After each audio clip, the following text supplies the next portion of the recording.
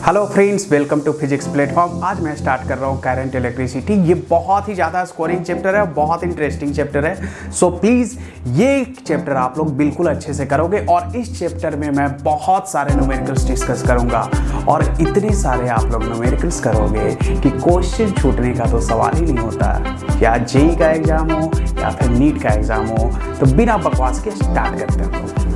Now let's start the chapter current electricity. सबसे पहले electric current की बात करते हैं। तो इलेक्ट्रिक करंट का डेफिनेशन आप सभी को पता होगा। आप लोग हंसो मत पीछे वाला डायग्राम देख के। इलेक्ट्रिक करंट का डेफिनेशन होता है rate of flow of charge. किस रेट से चार्ज का फ्लो हो रहा है वही क्या होता है, करंट। अब इसको समझने के लिए मैंने ये दो डायग्राम बनाया है। अब ये देखो, ये है और ये बी है। दोनों ने एक वायर को टच कर रखा है जिसमें चार्ज का फ्लो हो रहा है बच्चे। अब एक बात बताओ, किसे ज़्यादा मज़ा आएगा? ज़्यादा मज़ा आएगा मतलब किसे ज़्यादा शॉक लगेगा, ए को या बी को? बताओ बताओ। वो शॉक लगने के बाद है, याद है, जुल्फें बिल्कुल ऐसे ऐसे हो जाती हैं, लंबे लंबे बाल बिल्कुल ऐसे त्रिशूल से निकल जाते हैं ऊपर। तो किसे ज़्यादा मज़ा आएगा, किसे ज़्यादा शॉक लगेगा? तो मुझे लगता है कि बी को सबसे ज़्यादा शॉक लगेगा। अब कैसे? तो देख, यहाँ पे rate of flow of charge अगर निकालूं तो यहाँ पे करंट क्या होगा, क्या 20/10 आएगा, दैट इज 2 एम्पियर। और यहाँ पे क्या आएगा बच्चे करंट, बताओ? यहाँ पे आएगा 20/0.1 200 एम्पियर। अब देख, ये बेचारा 200 एम्पियर को झेल रहा है, ये 2 एम्पियर को। तो ऑब्वियस सी बात है, शॉक किसे ज़्यादा लगेगा, बी को। तो ये किसके कारण? चार्ज तो दोनों में सेम फ्लो कर रहा है लेकिन टाइम देख अलग अलग लग रहा है। तो इसीलिए हम लोग बोलते हैं rate of flow of charge is called current. Got it? अब करंट को मैथमेटिकली ऐसे लिखा जाता है बच्चे, I = dq/dt।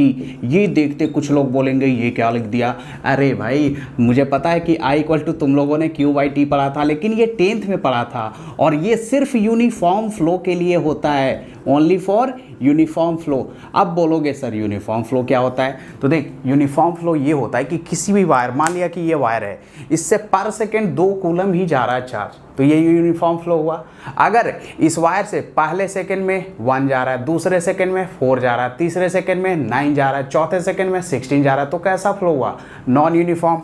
अब इसको एक फंक्शन से ऐसे समझो तुम लोग कि ये वायर है, Q = T², ऐसा कुछ दिया हुआ है। तो 1 सेकंड में कितना जाएगा बताओ? 1, 2 सेकंड में 4, 3 सेकंड में 9, 4 सेकंड में 16। कैसा हुआ ये? Non uniform. तो 10th में यूनिफॉर्म पढ़ते थे, इसीलिए I = Q/T पढ़ा था। यहाँ नॉन यूनिफॉर्म भी आएगा, तो इसीलिए हमने फार्मूला क्या लिखा है, I = dq/dt। अब नॉन यूनिफॉर्म अगर आएगा तो एवरेज की भी बात होगी, इंस्टेंटेनियस की भी बात होगी। जैसे याद करो 11th में जब हमने काइनेमेटिक्स स्टार्ट करा था तो वहाँ पे भी एवरेज वेलोसिटी, इंस्टेंटेनियस वेलोसिटी आया था। तो एवरेज करंट अगर निकालना हो तो उसका फार्मूला होता है बच्चे ΔQ/ΔT, I एवरेज। अब ये जो फार्मूला है यही इंस्टेंटेनियस का है, इंस्टेंटेनियस करंट।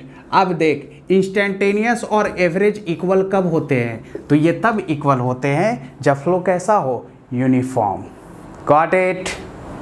अब बताओ करंट की यूनिट क्या होगी? तो ऑलरेडी पता है यार, यहाँ से देख, कूलम पर सेकेंड, जिसे बोलते हैं एम्पियर। तो ऐसा यूनिट करंट का सबको पता है, एम्पियर होता है, नोट कर लेना। अब एक बात बताओ, 1 एम्पियर को लिख सकते हैं 1 कूलम पर सेकेंड, ऐसा भी लिखा जा सकता है।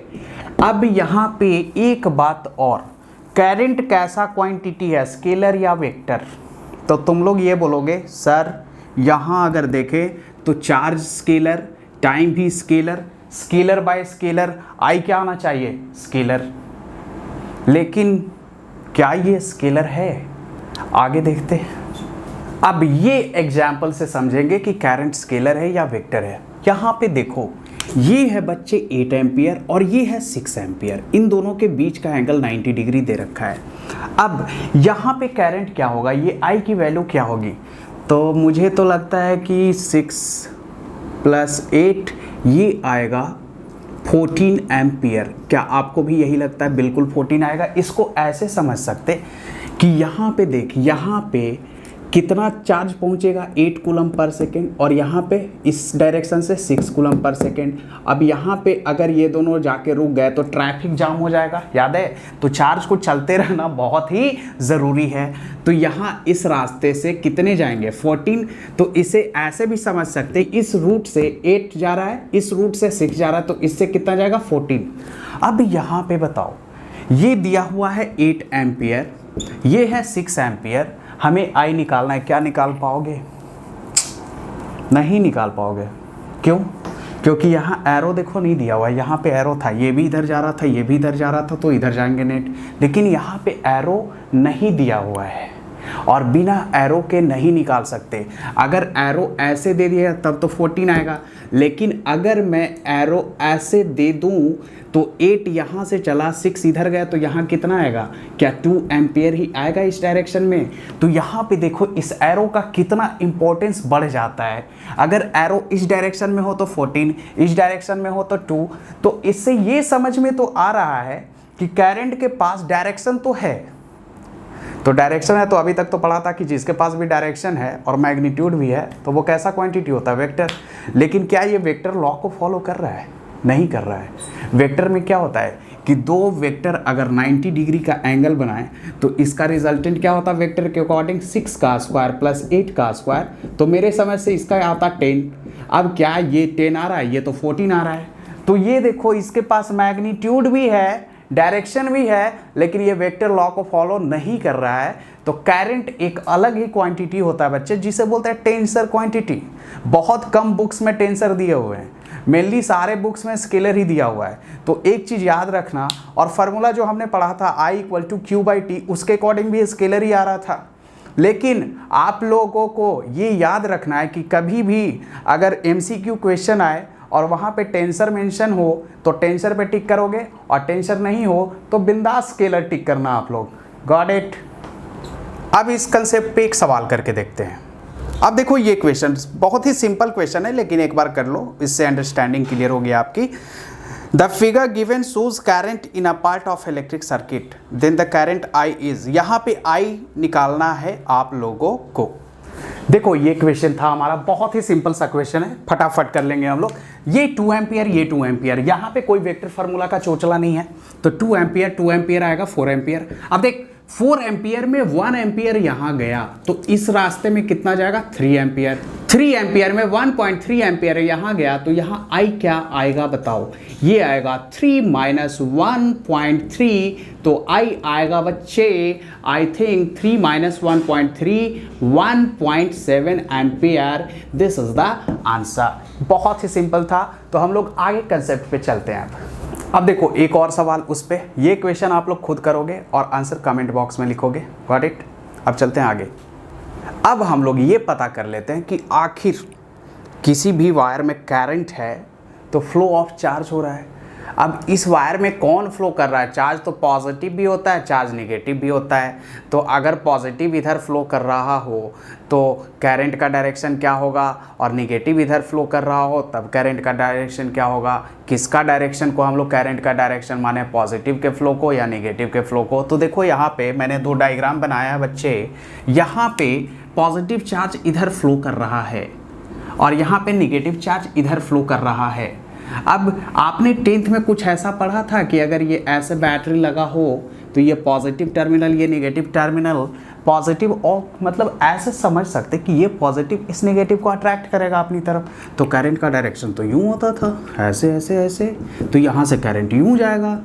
अब यहाँ पे भी अगर वैसे ही समझे हम लोग तो यहाँ बैटरी लगा दिया कुछ ऐसा ऐसा ऐसा, ये पॉजिटिव ये नेगेटिव। उसी लॉजिक से अगर समझा जाए तो ये पॉजिटिव इसको रिपेल कर रहे हैं पॉजिटिव को, तो बिल्कुल इसी डायरेक्शन में जा रहा है करंट। तो यहाँ पे देखो करंट का डायरेक्शन तो दोनों में ऐसे ही होगा। तो करंट पॉजिटिव के मूवमेंट का डायरेक्शन को बोलेंगे या नेगेटिव के मूवमेंट को? तो ऑब्वियस सी बात है, यहाँ पॉजिटिव चार्ज जिस डायरेक्शन में मूव करेगा वही करंट का डायरेक्शन होता है। लेकिन क्या वायर में पॉजिटिव चार्ज का मूवमेंट हो सकता है? सोचो, दिमाग लगाओ भाई। वायर, किसी भी वायर में क्या पॉजिटिव चार्ज मूव करता है या नेगेटिव चार्ज मूव करता है? तो एक बात ऐसे सोचो आप लोग कि हर वायर, जो भी वायर है वो किससे बना हुआ है? एटम से। और एटम से अगर बना हुआ है तो एटम में पॉजिटिव चार्ज, सारे पॉजिटिव चार्ज कहाँ होता है? न्यूक्लियस में। और ये होते हैं इलेक्ट्रॉन सेल में। मेटल्स इसलिए इलेक्ट्रिसिटी कंडक्ट करता है क्योंकि आउटर मोस्ट सेल वाले इलेक्ट्रॉन फ्री हो जाते हैं, क्योंकि वो उतने टाइटली बाउंडेड नहीं होते, तो ये फ्री हो गए, तो ये कैसे इलेक्ट्रॉन कहलाते हैं? Free electrons. अब अगर पॉजिटिव चार्ज मूव करेगा तो न्यूक्लियस मूव करेगा, और न्यूक्लियस मूव करेगा तो एटम मूव करेगा। अब एटम मूव करेगा तो ये वायर किससे बना हुआ है? एटम से। तो मुझे नहीं लगता कि वायर टूट जाएगा बिल्कुल। जैसे अगर मैं इस कमरे की बात करूं, कमरे किससे बने हुए हैं? ईंट से। अगर ईंट ही मूव करना स्टार्ट कर दे तो तुम्हें नहीं लगता कमरा बिल्कुल टूट जाएगा, बिखर जाएगा? उसी तरह ये वायर भी टूट के बिखर जाएगा। तो कभी भी किसी भी वायर में पॉजिटिव चार्ज का मूवमेंट नहीं होता, सिर्फ निगेटिव का मूवमेंट होता है। हम लोग ऐसा मान लेते हैं कि ये जो निगेटिव चार्ज इधर मूव कर रहा है, इसको मिटा के तुम ऐसे मान सकते कि पॉजिटिव चार्ज इधर मूव कर रहा है। इसे भी निगेटिव मिटा के मान सकते कि पॉजिटिव चार्ज इधर मूव कर रहा है। ये भी निगेटिव मिटा के मान सकते पॉजिटिव इधर मूव कर रहा है, पॉजिटिव इधर मूव कर रहा है। ये एक एजम्पशन है। रियल में पॉजिटिव चार्ज का मूवमेंट नहीं होता। तो इस डायरेक्शन को हम लोग बोलते हैं कन्वेंशनल डायरेक्शन ऑफ करंट। नाम सुना होगा, जस्ट फॉर इंफॉर्मेशन है ये। कन्वेंशनल डायरेक्शन ऑफ करंट होता है मूवमेंट ऑफ पॉजिटिव चार्ज की तरफ। जिस डायरेक्शन में पॉजिटिव चार्ज मूव करता है उसी को बोलते हैं कन्वेंशनल डायरेक्शन ऑफ करंट। और हमेशा अगर हमारा नेगेटिव चार्ज इधर मूव कर रहा है बच्चे, तो करंट का डायरेक्शन जस्ट उसके अपोजिट होगा। Got it? अब इस कंसेप्ट पे एक सवाल करके देखते हैं। अब देखो यहाँ पे दो सिंपल क्वेश्चन है बच्चे, दो सिंपल, ये दोनों बहुत ही सिंपल क्वेश्चन है। अब देखिए यहाँ पे क्या दिया हुआ है कि ये एक वायर है। वायर का मैंने एक छोटा सा सिलिंड्रिकल पार्ट लिया है। अब यहाँ पे ये है बच्चे कि इस वाले क्रॉस सेक्शन में 100 कूलम चार्ज एंटर कर रहा है, और 100 कूलम चार्ज को एंटर करने में टाइम लग रहा है 5 सेकेंड। तो करंट बताना है इसमें। तो करंट आप लोग कैसे लिखोगे? करंट का फॉर्मूला आपने पढ़ा था चार्ज बाय टाइम। तो बहुत ही सिंपल सा फॉर्मूला है चार्ज बाय टाइम। ये यहाँ पे अप्लाई कर देंगे हम लोग। चार्ज है 100 और टाइम कितना बेटा 5, ये कटेगा 20 टाइम्स, तो हमारा करंट कितना आ गया 20 एम्पियर। अब एक बात बताओ, यहाँ पे आपसे डायरेक्शन ऑफ करंट भी पूछा जा सकता है। तो अगर ये पॉजिटिव चार्ज है तो पॉजिटिव चार्ज फ्लो कैसे कर रहा है? ऐसे। तो पॉजिटिव चार्ज के फ्लो को ही हम लोग करंट का डायरेक्शन मान के चलते हैं। तो यहाँ पे डायरेक्शन क्या होगा? A to B होगा। Got it? लेकिन यहाँ पे देखो, यहाँ पे आपको चार्ज नहीं दिया हुआ है, यहाँ पे इलेक्ट्रॉन्स दिए हुए हैं। 10 की पावर 20 इलेक्ट्रॉन इंटर कर रहा है 4 सेकेंड में। तो क्या चार्ज पता है? नहीं पता है, लेकिन इलेक्ट्रॉन्स एंटर कर रहे हैं। दैट मीन्स इलेक्ट्रॉन अपने साथ क्या लेके चलता है? चार्ज लेके चलता है। और चार्ज कैसा? निगेटिव। लेकिन हम यहाँ पे मैग्नीट्यूड ऑफ चार्ज देखेंगे। तो सबसे पहले अगर चार्ज निकालना हो तो चार्ज क्या होगा? Number of electron. एक इलेक्ट्रॉन पे चार्ज कितना होता है? 1.6 इंटू 10 की पावर -19 माइनस में। लेकिन मैग्नीट्यूड क्या होगा? 1.6 इंटू 10 की पावर -19। अब एक के पास 1 इंटू, 2 के पास 2 इंटू, 3 के पास 3 इंटू, तो इतने के पास 10 की पावर 20 इंटू 1.6 इंटू 10 की पावर -19 कूलम। तो क्या ऐसे क्वेश्चन में Q इक्वल टू एनी लगा सकते? सीखा होगा आप लोगों ने, नहीं पता होगा तो ये नोट कर लेना। अब यहाँ पे कैसे आएगा आंसर करंट? तो चार्ज कितना आ गया? 1.6 इंटू 10 की पावर -19 प्लस 20 क्या होगा? सिर्फ 10 आ जाएगा। अपॉन कितना सेकेंड? 4 सेकेंड। क्या इसे एक और स्टेप में बढ़ाऊं तो 16/10 इंटू 10/4, ये से ये गया तो ये आ जाएगा 4 एम्पियर। अब यहाँ पे अगर डायरेक्शन ऑफ करंट पूछा जाए तो क्या होगा? यहाँ से इधर से कौन चल रहा है? इलेक्ट्रॉन्स चल रहे हैं। मतलब निगेटिव चार्ज अगर इधर जा रहा है बच्चे तो पॉजिटिव चार्ज किधर चलेगा? ऐसे। तो करंट का डायरेक्शन क्या होगा? B to A। तो करंट यहाँ पे ऐसे आएगा, B to A आएगा। Got it? अब देखो एक और सवाल उस पे। ये क्वेश्चन आप लोग खुद करोगे और आंसर कमेंट बॉक्स में लिखोगे। Got it? अब चलते हैं आगे।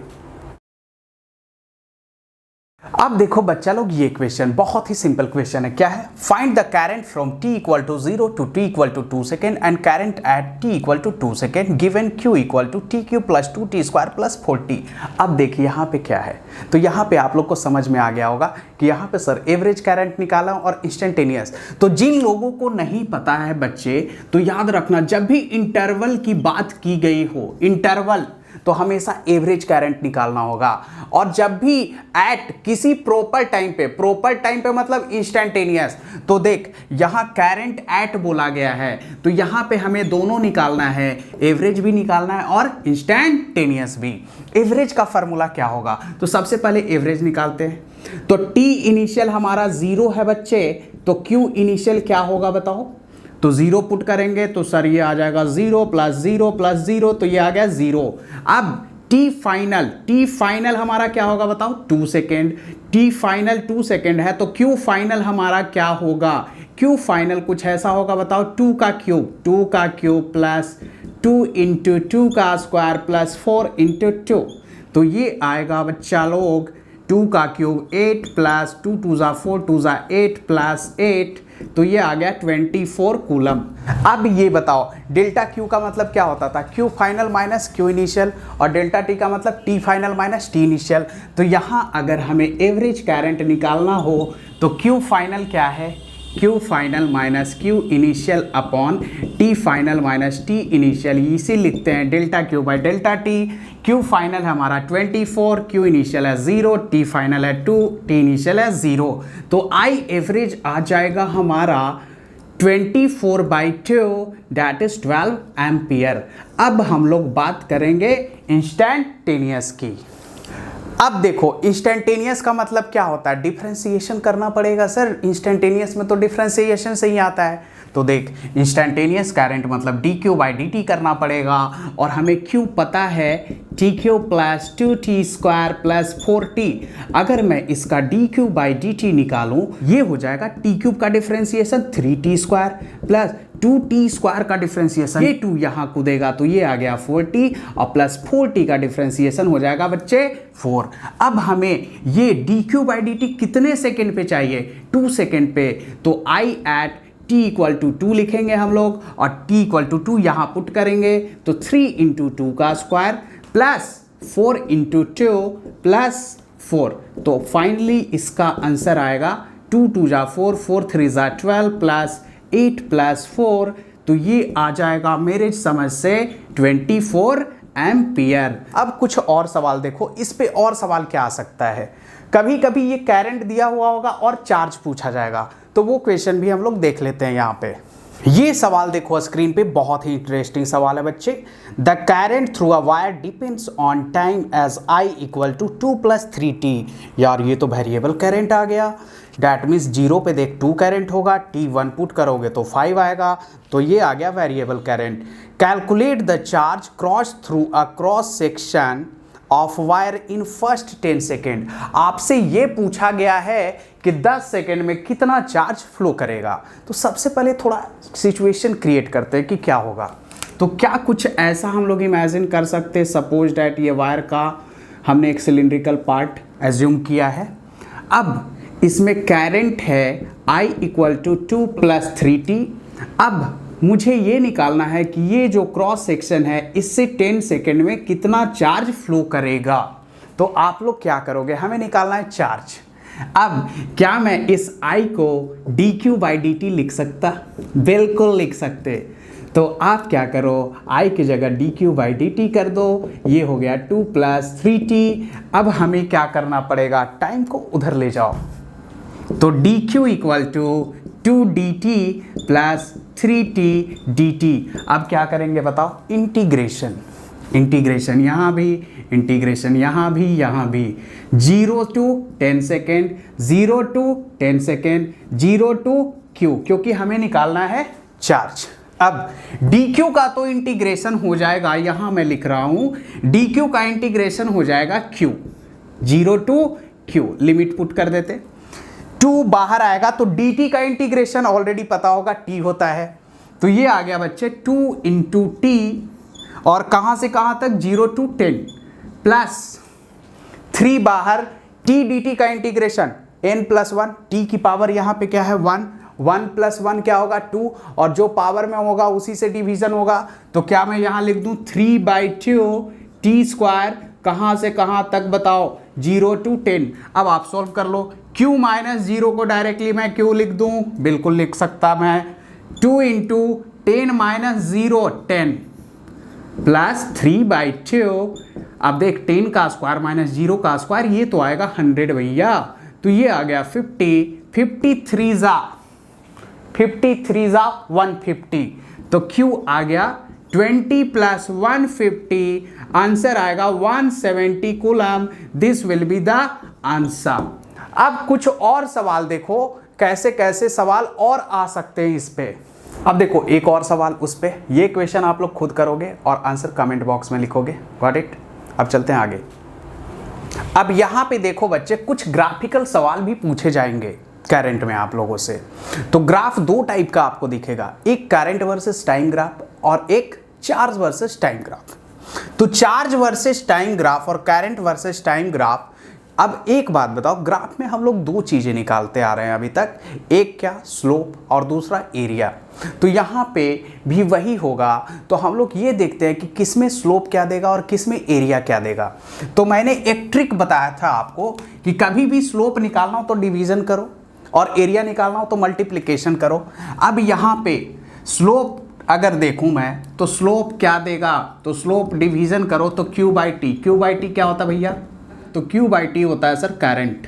तो हमें ये पता चल गया कि करंट जब भी चार्ज टाइम ग्राफ दिया हो तो हमें निकालना पड़ेगा स्लोप, और स्लोप हमें देगा करंट। अब तुम लोग बोलोगे कि सर स्लोप तो हमें पता चल गया कि करंट देगा, एरिया क्या देगा इसका। तो एरिया में मैंने आप लोगों को ट्रिक ये बताया था कि आप मल्टीप्लाई कर दो Q इंटू टी। क्या Q इंटू टी कोई फार्मूला पढ़ा अभी तक, coulomb into second, coulomb per second तो करंट होता है, लेकिन कूलम इंटू सेकेंड कुछ नहीं पढ़ा। तो यहाँ एरिया से हमें कोई मतलब नहीं है। अब यहाँ देख, तो यहाँ पे है करंट और टाइम। अब यहाँ भी चेक कर लेते हैं। स्लोप का मतलब होता है डिवीजन, डिवीजन मतलब I/T, ये I/T। अब I/T कुछ पढ़ा है अभी तक, करंट बाई टाइम कोई फार्मूला है नहीं है, तो हमें यहाँ स्लोप से कोई मतलब नहीं है। एरिया चेक कर लेते हैं। एरिया में मैंने क्या बताया था, इन दोनों को मल्टीप्लाई करो I इंटू टी। मल्टीप्लाई हमें ये करना होता है एक्सिस को, एक्सिस का यूनिट देखना होता है कि क्या आ रहा है, और उससे फार्मूले क्या बन रहे हैं। तो I इंटू टी देख क्या बनता है, तो ऑब्वियस सी बात है जब हमारा करंट बन रहा है Q/T तो ये T इधर जाएगा, तो करंट इंटू टाइम क्या देगा Q। तो I इंटू टी क्या होगा, चार्ज फ्लोन, चार्ज फ्लोन। तो हमें यहाँ पे एरिया से मतलब होता है, एरिया क्या देता है बच्चे, चार्ज फ्लोन। तो यहाँ पे आप लोग नोट कर लो, यहाँ पे नोट ये कर लो कि जब भी हमें चार्ज टाइम दिया हो ग्राफ, तो यहाँ पे हम स्लोप निकालेंगे। स्लोप जो देगा यहाँ पे वो क्या देगा, करंट।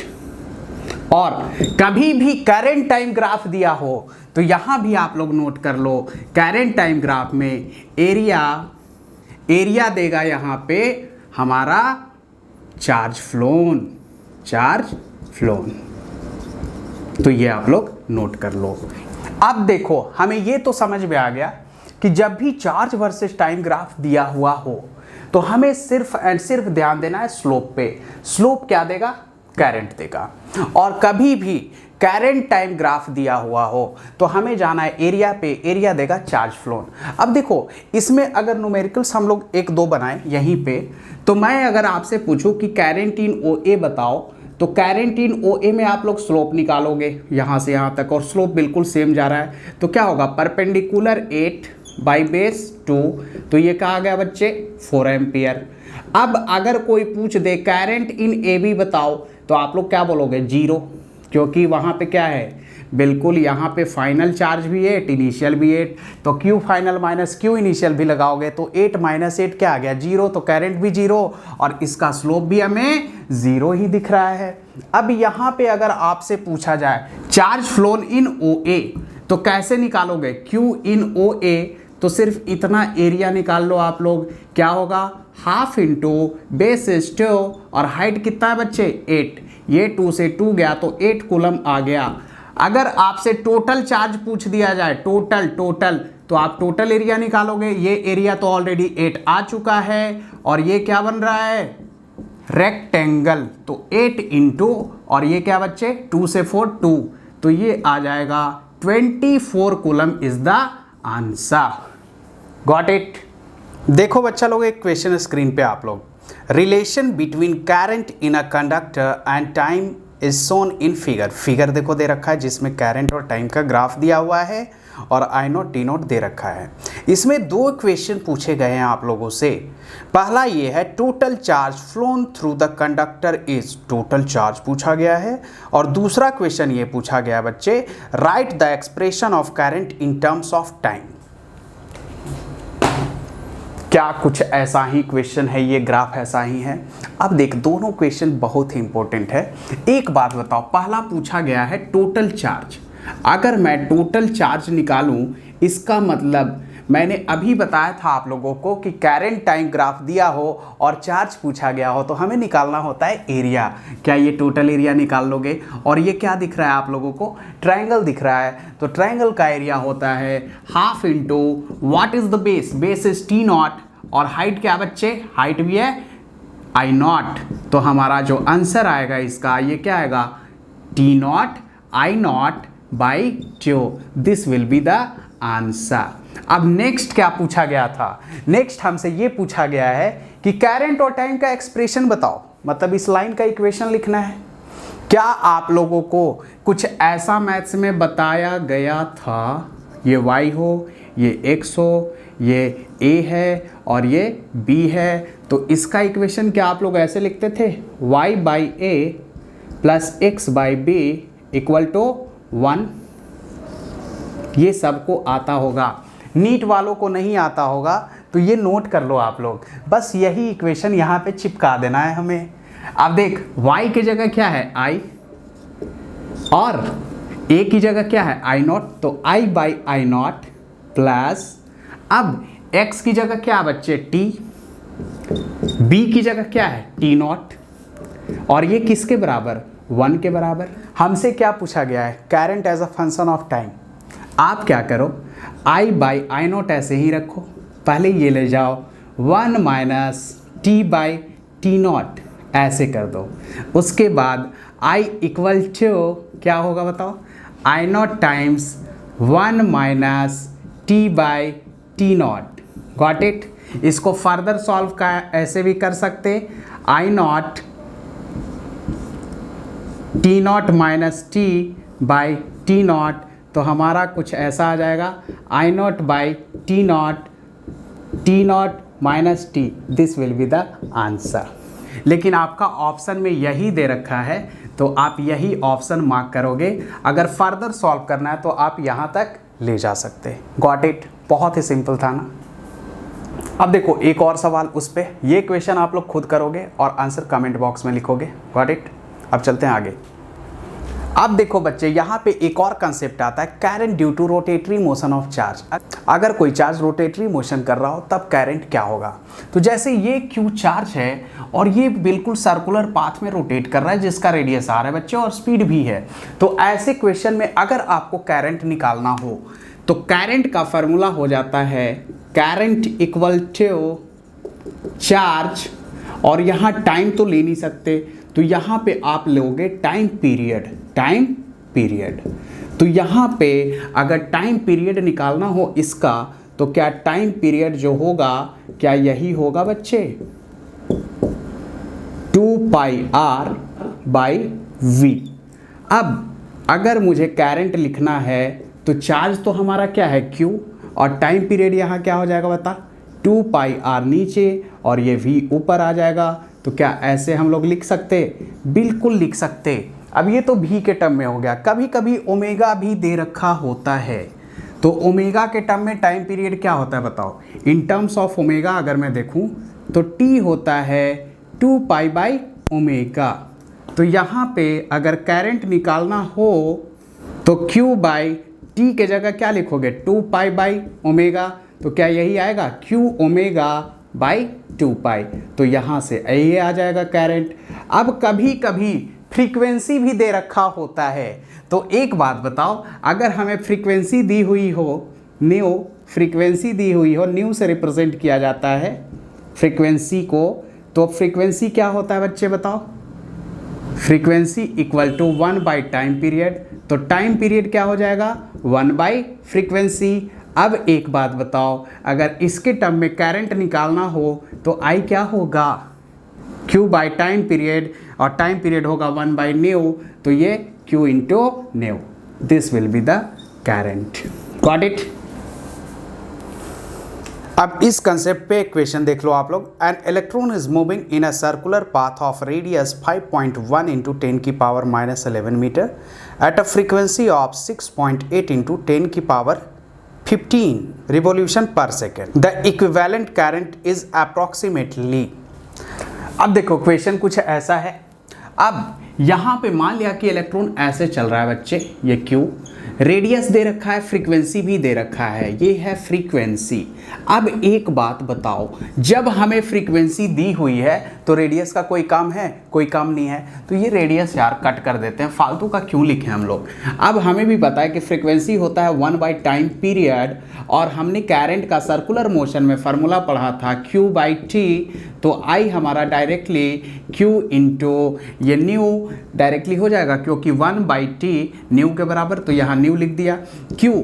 अब इलेक्ट्रॉन पे चार्ज कौन मूव कर रहा है? इलेक्ट्रॉन मूव कर रहा है। इलेक्ट्रॉन पे चार्ज होता है 1.6 इंटू 10 की पावर -19, और फ्रीक्वेंसी कितनी दी हुई है? 6.8 इंटू 10 की पावर 15।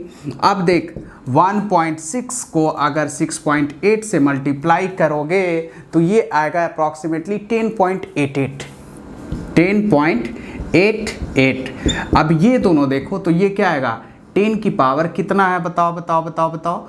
-19 और ये, तो ये आएगा -4 बच्चे। 10.88 को अप्रॉक्सीमेटली आप ले लो 11 ऑप्शन के अकॉर्डिंग। अब ये आ गया 10 की पावर -4। अब एक जीरो शिफ्ट यहाँ करोगे तो क्या करंट यही आएगा? 1.1 इंटू 10 की power -3 ampere. This will be the answer. Got it? Very simple question. अब देखो एक और सवाल उस पे, ये क्वेश्चन आप लोग खुद करोगे और आंसर कमेंट बॉक्स में लिखोगे। Got it? अब चलते हैं आगे। Now come to the next topic. Next topic है हमारा करंट डेंसिटी।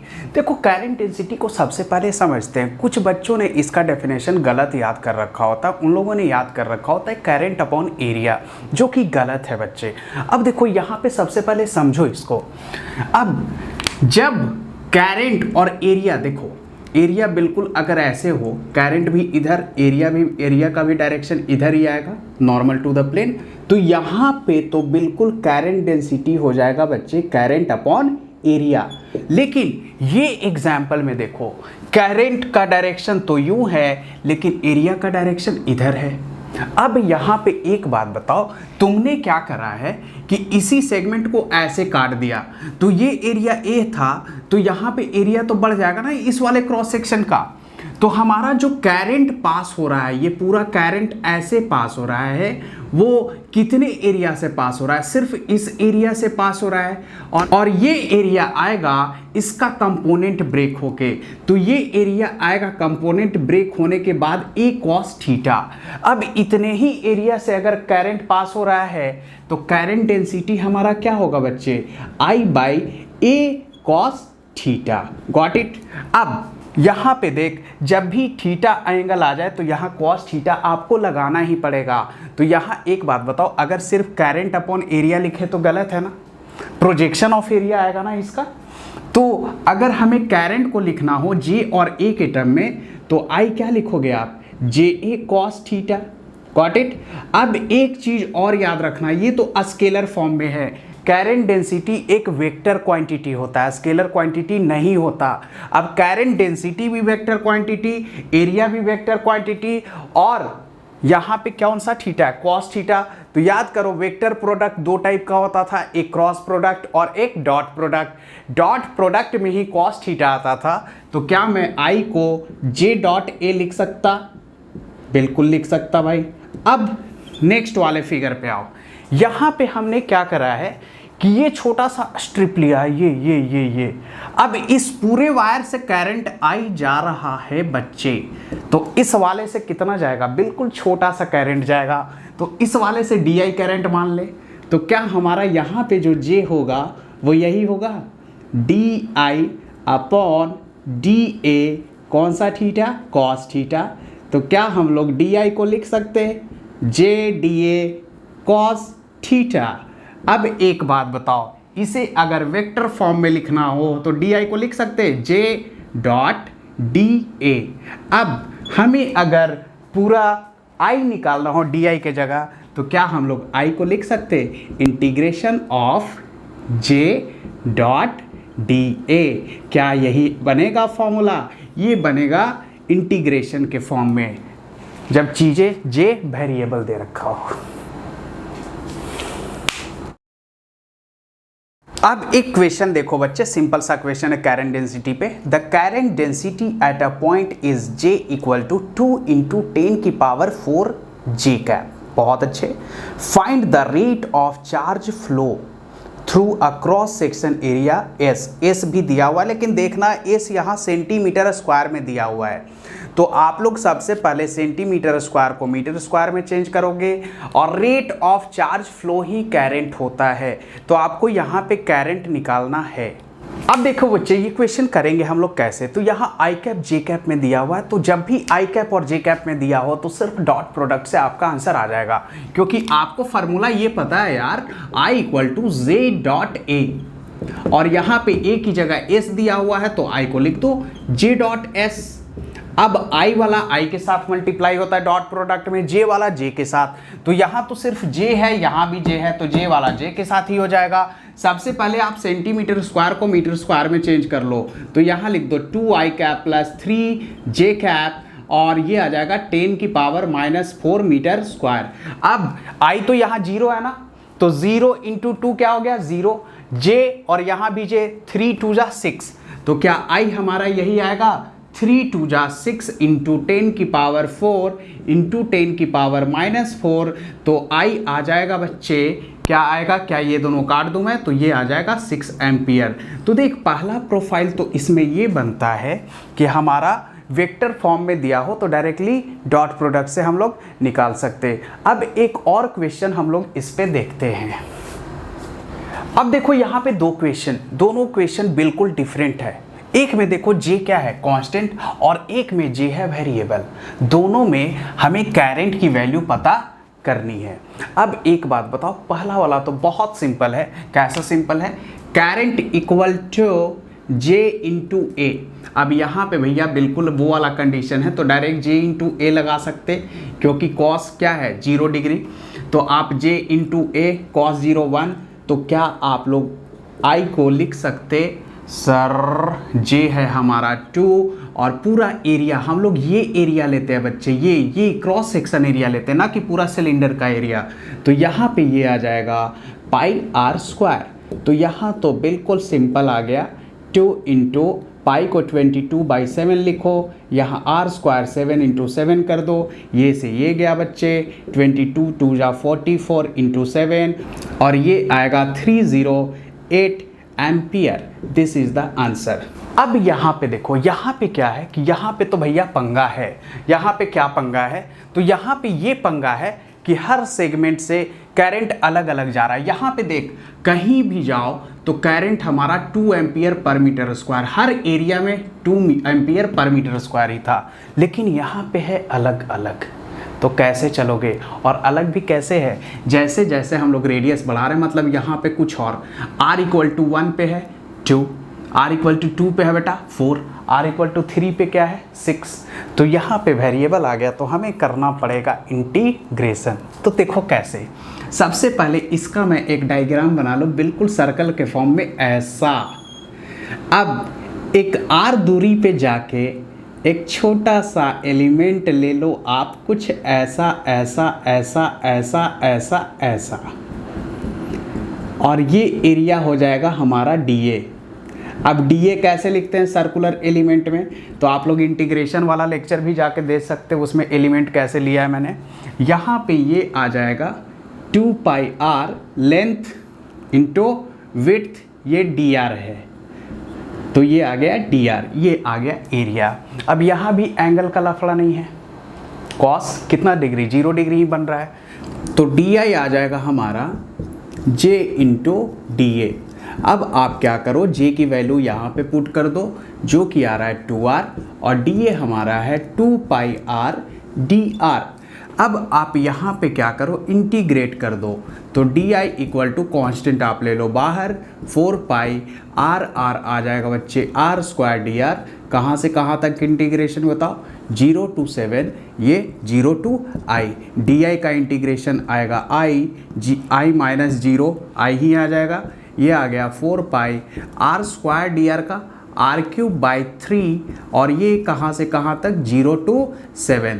अब आप वैल्यू पुट कर दो यहाँ पे, 4/3, पाई की वैल्यू 22/7 इंटू 7 इंटू 7 इंटू 7, क्योंकि आर क्यूब है, 7 से 7 गया तो क्या आई आपका यही आएगा बताओ, 7 7 जा 49 इंटू 22 इंटू 4/3 इक्वल टू, अब यहाँ पे क्या आएगा बताओ, ये आ जाएगा हमारा, ये पूरा कैलकुलेट करने के बाद अप्रॉक्स देखना 1437, यही आएगा फाइनल आंसर। अब देखो एक और सवाल उस पे, अब ये देखो, ये बहुत ही इंपॉर्टेंट क्वेश्चन है।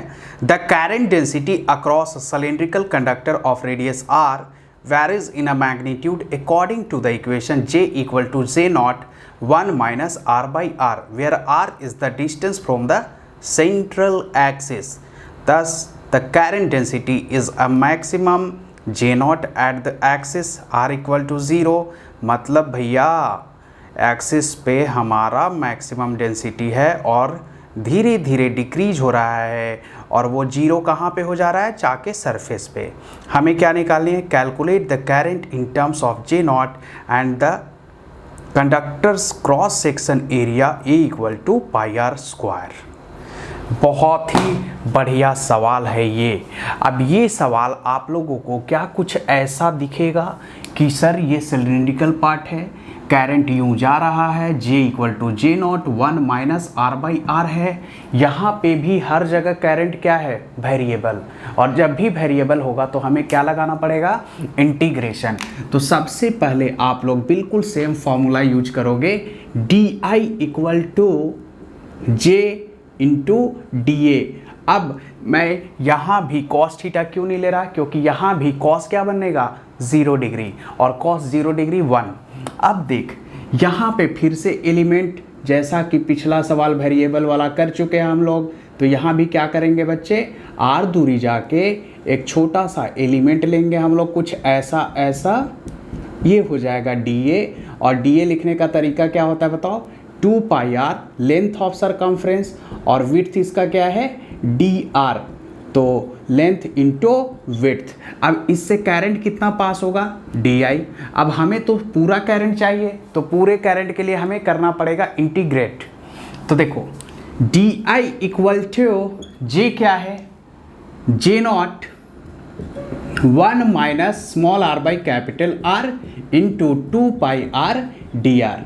अब इसको आप ब्रेक कर दो दो अलग अलग पार्ट में, तो डी आई को क्या ऐसा लिखा जा सकता है बच्चे, J not into 1 J not 2 pi R D R, तो 2 pi J not R D R, उसके बाद minus 2 pi J not, 2 pi J not, ये आर है ये आर है, तो R square by R D R, कुछ ऐसा हो जाएगा। अब हमें इंटीग्रेशन में क्या लगाना पड़ेगा बताओ, लिमिट। तो यहाँ पे जो इंटीग्रेशन का लिमिट होएगा क्या कुछ ऐसा आएगा बच्चे, 0 टू r, यहाँ भी 0 से r, यहाँ भी 0 से r, और यहाँ 0 टू i। अब डी का तो इंटीग्रेशन i माइनस 0 i हो गया।